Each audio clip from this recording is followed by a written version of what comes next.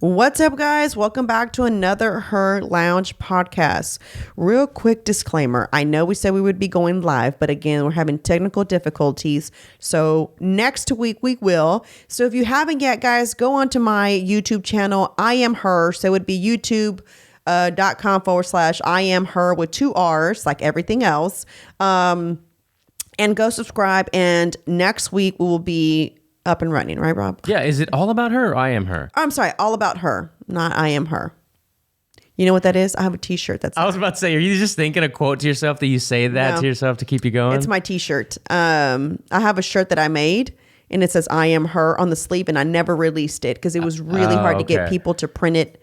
It has so many colors. It was so hard to people. So it's all about her all on YouTube. about her on YouTube. I am so sorry. So yes, and I said that today when I went live with Chingo. So whoops. When I was trying to set it up, I was like, wait, I'm setting up the whole wrong channel. No. All about her. You are absolutely right. Okay. Which is, it's kind of like the girl that's on there is kind of anime. And anytime that I've worn that hoodie and I'm at the mall or someone sees me, they're like, where can I get that? And it's funny because I think people who love anime, it was drawn by my previous designer's really good friend who does a lot of anime design. So at first she used to have long hair. I'm sorry, short hair like a bob, like I had. I love the drafts of it because it was really cool. And then, first she had long hair. And then I'm like, well, I don't have long hair. So she's supposed to be a kind of an anime version of me. Okay. So I said, can she have short hair? Because that's when I had the bob. Yeah. And so now that girl has short hair. So she's really cool looking though. I got it. She's sexy. She's a sexy kind of hip hop ghetto with some classiness because she does have a big coat on. Bougetto, yes, definitely. But an anime version. I have to show it to you. I could see somebody that like is into that wraps her car with that. And it's an image of you. And it's really a cool shirt. And I want it on. I kind of know now what I want it on. So I'm going to do it on long sleeve versus hoodie. And I'm telling you guys, it's 5 years old, that design. Sounds like it still looks great. Yeah, so I'll have to show it to you. But before we get started, guys, after I just gave y'all my whole intro about going to subscribe to my channel, and if you're not sharing our podcast, please do so. Your quote of the day is, don't let the concept of change scare you as much as the concept of staying unhappy. Ooh. A lot of people stay unhappy for a very long time. Most people. There's 2 little things that I want to talk about, so I don't know which one I'm going to go into first. But, soft white underbelly, y'all. Literally, he needs to pay me as much as I talk about him.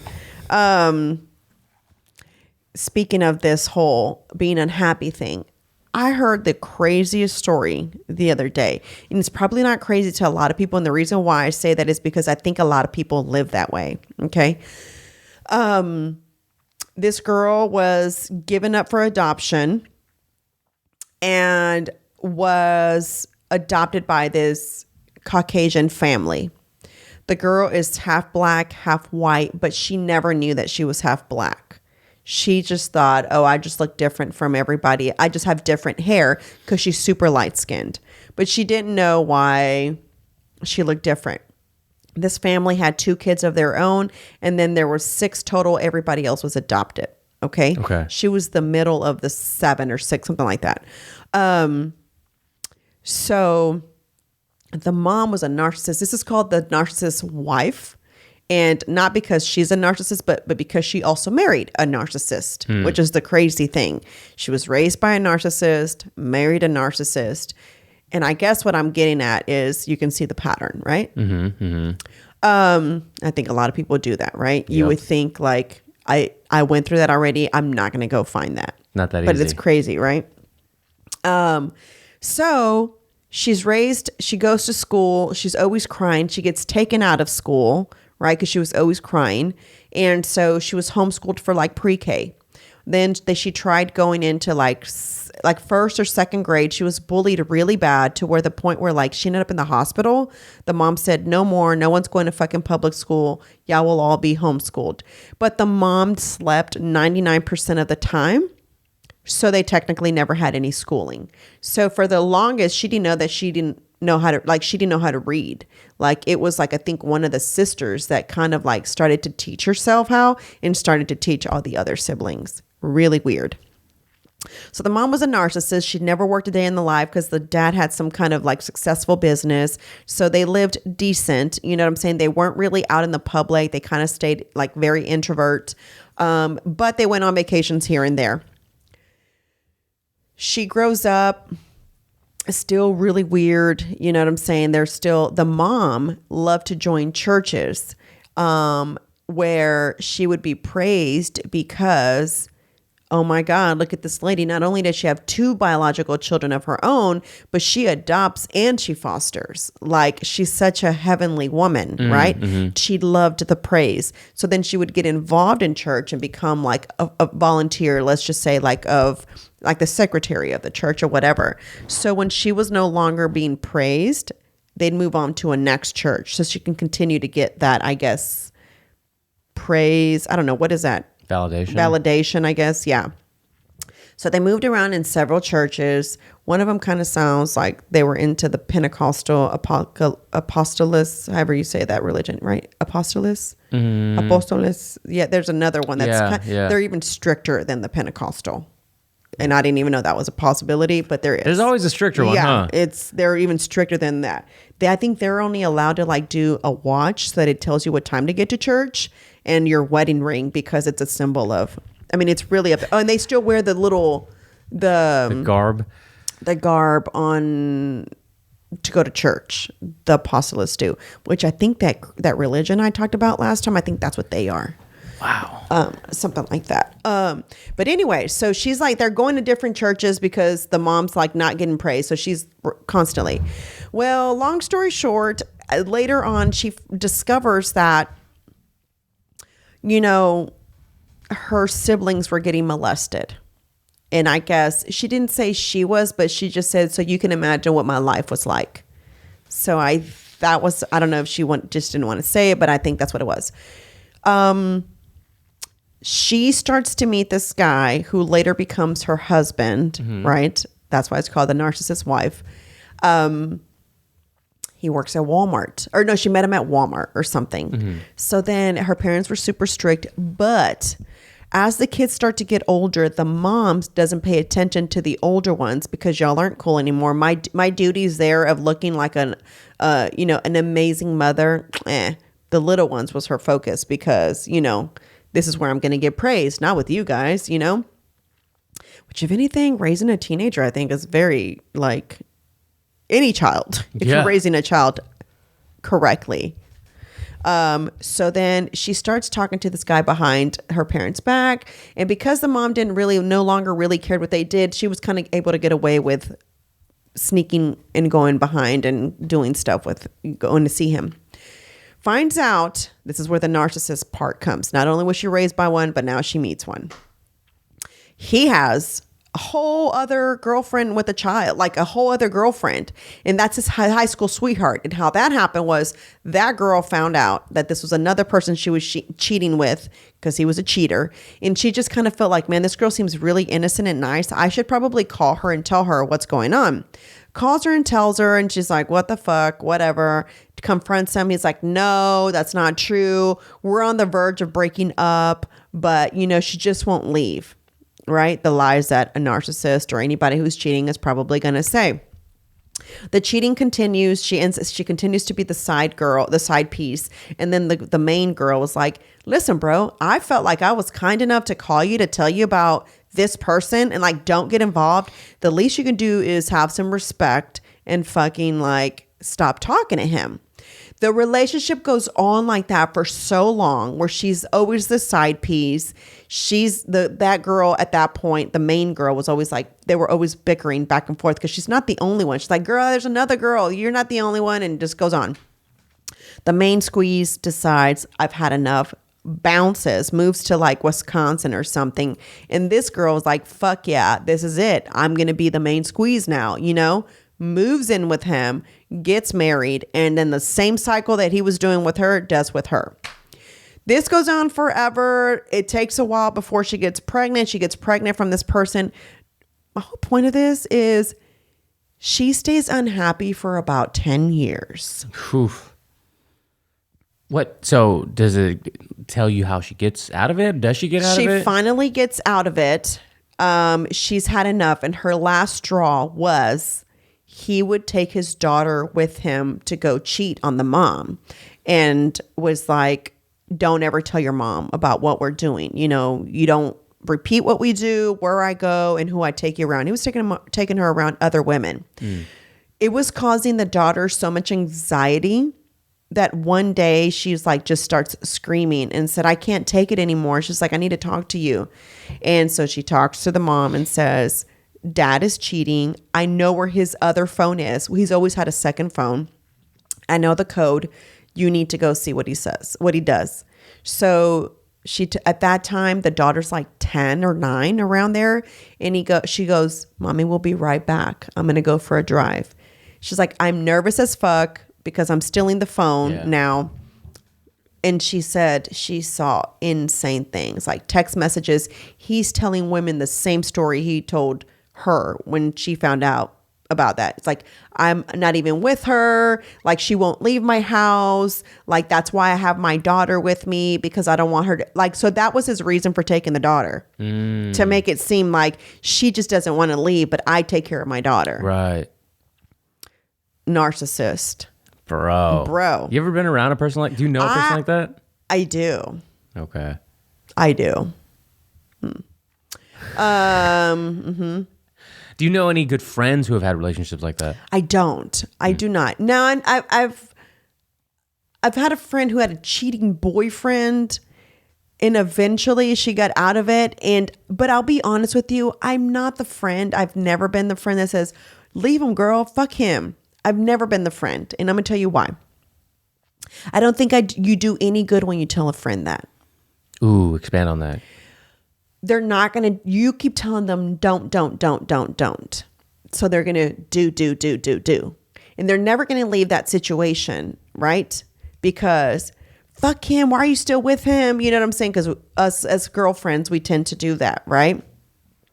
So instead, I reverse psychology. And I'm just like, what is it about him that you can't leave? What do you love about him that you wouldn't be able to find a better person out there? Like, so for me, it's those questions to understand why she's staying. Like, I don't get why you stay. I don't get why you stay, right? And the reason I say that is because, you know how you say, I was telling you, like, you repeat things. One of my biggest things when I would date was, and I don't know that anybody can, and not everybody can say this, because I know not everybody in the world has had a great dad, but I had a great dad, and I had a great dad as an example of what he treated his wife like and what he treated his children like. So for me, it was like the person I marry, which I know is like, has to be better than my dad, if not the same. And what I mean by that is like the way he treated women. You see what I'm saying? So why would I go, if my dad didn't hit me, why would I go with someone and stay with someone that hits me? If my dad didn't yell at me, why am I going to allow you to yell at me? If my dad, the person who made me, never did those things, what gives you authority when really the people who have authority are your parents? They're your guidance. They're your people that like are, you know, making you into the perfect little tree. You know what I'm saying? So they, I feel, have the right to yell, punish, because they're trying to form you into this person. You are not forming me into nothing. I've already been formed. So all you're doing now with me is we're creating something, a relationship that is going to work. And if it's not going to work because you're not going to be this person that you have to, I feel when you date someone, it's for both you guys to be bettering each other, right? In my opinion, and what I mean by that is like, you've got to support each other, like where you're not good, they're good at, and vice versa. I will agree and also disagree because when you go into a relationship, I feel like you should already be independent of each other, a good enough person to coexist on your own, right? Correct. No. Yes. I don't just mean financially. I mean like every all way. together, Yes. right? So 100%. when you say like our parents are who made us kind of thing and molded you, like you're not going to mold me into anything, that's to say that you're not going to continue to change from where your parents left off. No, I mean like as in I'm not going to let you be the person who punishes me. Like you're not going to be, because I feel like, and I don't know because I've never been in an abusive relationship, so I really can't speak on it, right? Yeah. But I feel like if you didn't have that at home, which sometimes it's a repeated cycle, that's why I'm saying. Yeah. Like she had a narcissist mother, so it was only natural for her, like, oh, this is natural behavior. It's my mom would do it, right? And you've known probably a friend, a girlfriend, right, that had that kind of like real shitty relationship. You're like, what are you doing? Mm-hmm. Like either maybe physically or verbally or both abusive. Mm-hmm. And do they take your advice? Do they get out of it? I've always been. Hey, Juan with the coffee. Which, that's a chocolate? I don't see the foam. Oh yeah, I see the foam now. All right, my bad. My bad, my G. Thank you. I was like. Gracias. Whoever made this coffee this time, okay, it's barely there, but they it's rushed cool. it. Y'all, Starbucks is starting to not be on my good. They're bro. Dropping, yeah, because they're laying off and closing so many Starbucks. You know that, right? That's for behind the paywall. YouTube doesn't like you to talk about that. That's Rumble type of content. Yeah. So, I've never been the friend to be like, fuck him, why are you with him? I've always been the friend who's like, let's talk about this. What makes this person so great? Why do you want to stay with them? And then it's like I said, I'll say things like, you shouldn't have to put up with it. Like there's, why?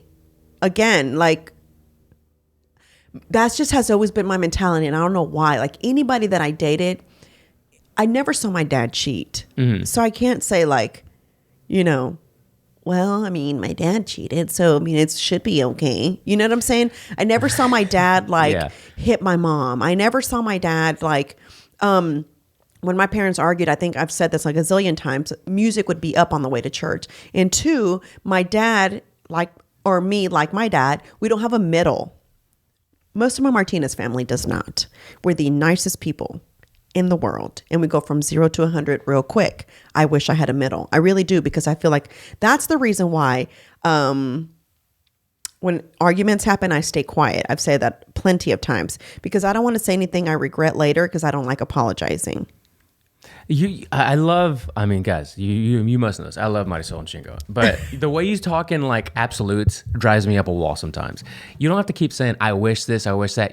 All it is effort. Just it is. Put more effort. That's why I stay quiet. Don't stay quiet because it's reductive. I talked to him after. I know, but I have to calm down, because then cuss words happen. It doesn't have to though. Like it's absolute. It's like you don't have to cuss. You don't have to. No te tienes que exaltar, right? Just like take it in a whole new like stride. Like if this hasn't really worked, like let's just try a new approach to it versus absolutely being like, I'm going to do this, I'm going to say that, and this has to happen. And I agree. I'm not disagreeing. I know, but why are we not attempting it otherwise? Like in another way? Yeah, I think, I'm 41. I'm pretty much set in my ways. No, I don't want to hear it. It sounds like my dad. I'm 67. I'm not changing. Well, there's a little bit more of an excuse in your 60s I and 70s. am way better, though, because I will talk about stuff now. Before, I used to stay quiet and just let a couple of days go by and I'd get over it. Because here's the thing that I think. Most women. Well, here's the thing that I think. I was telling Pete, so it was so funny. I was like, it's so hard to be a male. I said, I'm just going to tell you that right now. I said, because I don't need no one to tell me what my flaws are, right? I've always said this. I know what they are. I'm like, but women are so annoying. I don't know how men put up with it. Oh my God, she's absolutely right about this. You're so annoying. Like we're annoying in so many ways. And I don't mean that in like a negative way. It's just like we require so much more different things than men do. Totally. To sometimes it's so like, it's overwhelming. Mm-hmm. And I think how I realized that was I had so many male friends. Maybe you, as someone who's your best friend is a female, you kind of can understand. I had a lot of male best friends. And so hearing their stories, I would get so annoyed. I'd be like, ew, how do you date her? You know what I'm saying? Bitch. And I think that's where I kind of molded myself to not be that kind of person, and I think that's why maybe what on average would be annoying to, like what would a girl would make a big deal out of on average, I wouldn't. You see what I'm saying? Yes. Because I start to think in my head, it's really not that big of a deal. It's a big deal in your head, but it's not. So calm your fucking ass down. Yeah. Kind of marinate on it. Then approach, because I didn't even approach before. So I have come a long way, because before it was just the silent treatment until I was over it. And then when I was over it, I would pretend like it never happened. Yeah. I talk about it now. Now it's like, I really didn't appreciate that. So I'd appreciate if it doesn't happen again. It hurt my feelings, or I didn't like the way you said it, whatever it is. And I'm sure you didn't mean it that way, but it felt that way to me. You know what I'm saying? Same thing with Pete when he says like, well, I think the way you said it, I was like, how did I say it? Same thing. I don't know how I said it, because I don't feel like I did anything wrong. Does that make sense? It goes both ways. So that's kind of my reason why I just kind of like cool it. And I think it's because my best friend Jaime, I mean, he used to date girls, and I used to be like, so you're just going to continue to date her? Because at what point do you just like bounce? Because that's annoying. You know what I'm saying? So going back to her story, that was the final straw. Was the daughter came to her. She goes and she said she found pictures and she found text messages. She said like him and like doing weird shit with women. The husband. Okay, yeah. And then finally she said, this is it. I can't do this anymore. So she had already kind of in her head started to plan that she was going to leave. So she bought like simple things that she needed, meaning like detergent, like things that you need at home, and started kind of putting stash, because she said she did work but didn't make as much money as he did. She was dependent on him for his money. You know what I'm saying? Right. Like as far as like supplementing. So she said, she finally said, I'm leaving. And then like one day, now it's her and her daughter in their home. He starts stalking her because she's been the first one to really like, I'm out of here. Yeah. And he called and was like, hey, where are you? He's like, at the park, in the parking lot. And it's like, okay, fuck, why'd you leave? It's like, I've got your phone. It's like, okay, cool, but you don't know the password. She's like, yeah, I do. And just starts going through the text messages, starts telling him the pictures. At this point, she says she's got the phone in her hand, and as she's reading all the text messages that she's talking about, he fucking calls the phone company. And you know, with the iPhone, you can wipe the phone out. Wipes the phone out, but she had already forwarded shit to herself. She had already taken pictures. Damn. So, you know, she was ahead of it. And she leaves and finally is able to get out of that and lives on her own. He stalked her for a minute. She had to press like a restraining order on him. It was a whole ordeal, but she left at that point. Her daughter was like 11 or 10. You know, it was like 10 years of it, of unhappy. That's what I mean, like of being unhappy. And I can maybe if you told me a story like this and you're like, well, she stuck around for like 2 or 3 years. Okay, I could possibly see that because it's just 2 or 3 years, but 10? It's not uncommon. It's not uncommon. And that's what I was going to say. And I know she's not the only one. Yeah. I know there's so many women that do that. And we're just wired so weird, and we're wired like, I just went down this like rabbit hole of like humans were just weird. Bro, last night we were having, so we did a bunch of Easter activities. Saturday was all day with my family in the Central Texas area. They're all there now, so we got together. And then yesterday was all Don's family. Great. Everything was fun. Everybody had a great time, all that. And then we just kind of wound down, like we were on our feet playing outdoor games and just kind of like doing the Easter egg hunts with the kids, like 2 rounds of it and shit. But when we were just kind of winding down yesterday, we had this almost exact conversation about just people and like acknowledging all these people that like went to church and then they go with their families, but really they're all pieces of shit, right? And it's just like human nature. And you mentioning that is like women in general too. Like, you know, your parents, let's just say they do a great job. Like your dad, you know, did a great job. He's your idol, essentially. You want a guy like that. A lot of people have the opposite, right? Where they're like, I want to do the opposite of the way my dad was, because, and then they rewire themselves. Like, don't do that. Be like that with women. Don't be like that with women, right? And they take the complete opposite approach.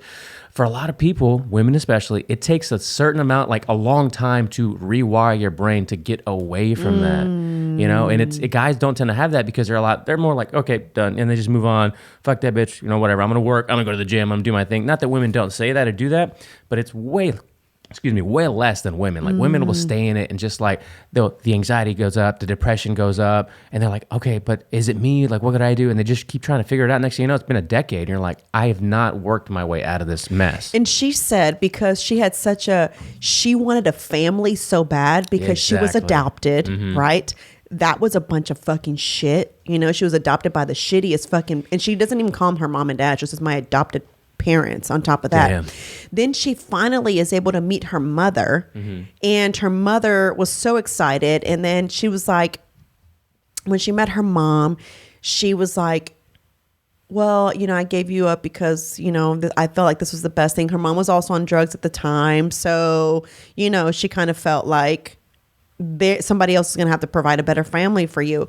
And she said that her mom had asked her, did you have a good upbringing? Because she hoped that I gave my child up for adoption so that someone better than myself can raise her. And she said she says, regardless of me not knowing this woman, I know that giving up a child has got to be the hardest thing ever because she could have easily aborted me, right? And she said that she lied to her biological mother and said she had a great upbringing. Oof. Just imagine that pressure she's not a child and she was an adult at that time. You know what I'm saying? When she met her biological mother, because she went with the husband there and she still didn't have a child by then. Do you know how old she was? She was 21. Yeah.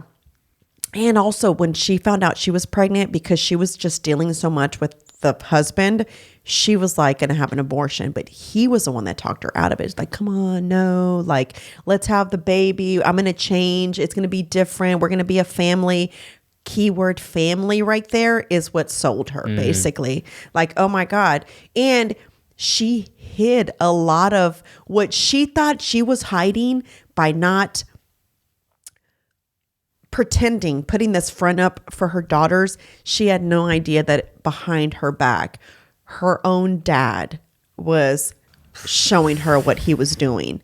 And meanwhile, here's mom putting up with all this shit so that she could grow up with a mom and a dad, right?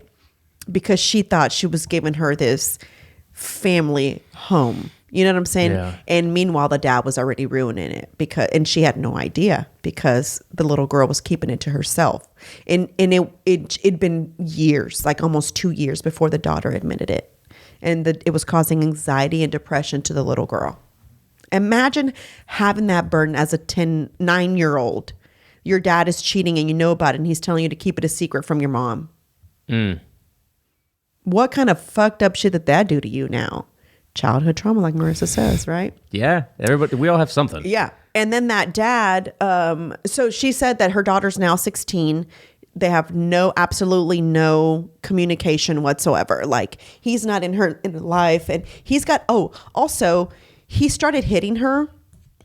And the original girl that called her, remember the one that was like, hey, I'm the girlfriend. I'm his high school sweetheart. We've been together since high school, blah, blah, blah. That girl.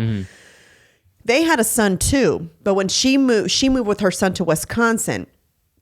And at one point, she was like trying to let them have a relationship, her son and the dad. He came to see him, I'm sorry. The dad fucking goes retarded and starts hitting the mom, the lady. No. And here's the son, which is her stepson, right? Starts to see what's going on. He gets scared because obviously he ain't seen that shit. He calls the cop. Cops come, and needless to say, he's pissed at his son for calling the cops. Like, this is adult business. You don't need to be doing this. Bitch, you are fighting in front of your damn kids. What do you mean? What do you want your son to do? His first instinct was to call the cops. He was never allowed to come back and visit after that, which I don't blame him. She did become really good friends with the mom of that person because she had already been through all this shit with him, and she started confiding in her. That lady, even though this is the girl that cheated, but she didn't know, obviously. But when she did find out, she kind of felt like, bitch, I already told you. Why are you still talking to him, right? She was trying to help her to get out of the relationship. Like, I've got money. I can help you. Like, I'll help you get set up. Get out of that relationship. It's not healthy. Like, don't ruin your life. And she's like, I don't know why. I just couldn't do it. I just couldn't. She's like, she was trying to help me out. Like, this is the ex of this guy trying to help her out, and she just couldn't do it. Damn. Is that not crazy? And she said that it got physical to where she's a makeup artist, to where she would get to work and none of her friends would say anything anymore, but just try to help her cover up her black eyes as much as possible, because she would try and I guess it wasn't that good and she had to work. So her friends would end up like just kind of be quiet and just help her cover it up even better. Damn, that that whole story bums me the fuck out, dude. We were watching it and Pete's like, oh, I saw that on your, because I pay for the, what do you call it? Premium, so that I don't have that commercials. Yeah. And so I hate it. When it, sometimes if the internet like loses connection, it'll start everything over again. Yeah. And I'll see that the girls are watching YouTube and I'm like, ew, why is there commercials? I'm like, this is not my account. I'm like, I'll change it. I'm like, this is not good. But anyway, it was really sad. Pete's like, oh, I saw this. I thought she was the narcissist. Like, she's the narcissist's wife. I said, no. She was married to a narcissist. And we were listening to it and he was like, what the? It was just this. It's crazy because you feel like you hear crazy stories, but then it's like, no, there's some fucking people out there really with some crazy stories. And she's totally the definition of a crazy. And I guess what I really like about that channel, I'll be honest with you, is makes your life seem normal. No. It really just makes me see like people, we're so like, everybody's so weird. We're just all weird humans, which is the reason why I went down the AI rabbit hole.